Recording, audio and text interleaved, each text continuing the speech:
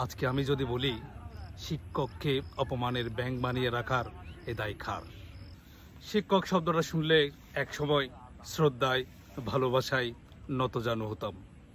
এখন এই শব্দটাকে করুণার চোখে দেখি, বিবেকে বাঁধে করতে একটা প্রণাম। কারণ শিক্ষক টাকা পয়সা ছাড়া নিঃস্ব, অবলা, শূন্য পকেটের একটা প্রাণী। তাদের যখন যেরকম ইচ্ছা করা যায়, তারা মেরুদণ্ডহীন, আমরা সবাই জানি।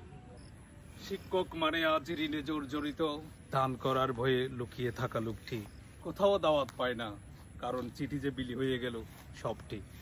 যে ছাত্র স্যারের হাতে পড়ে ডাক্তার, তাকেও স্যারকে একটু করুণা করতে হয়, কারণ স্যারের হাতে যে টাকা পয়সা নেই, টাকা চাইতে বিবেকেও যে লাগে সংশয়। আজকে আমি যদি বলি শিক্ষককে অপমানের ব্যাঙ বানিয়ে রাখার এ দায় কার? রাষ্ট্র কি শুধু সিন্ডিকেট বাসদের কথা বলবে? তাহলে এই অবলা প্রাণীগুলোর কি নিবে ভার? কোনো শ্রেণী, ক্লাস, গ্রেড কিছুই বুঝি না, আমরা সসম্মানে বাঁচার অধিকার চাই। শুধু শিক্ষক সমাজ আলাদা কাঠামো হোক, বৈষম্যহীন আমার সোনার বাংলায়।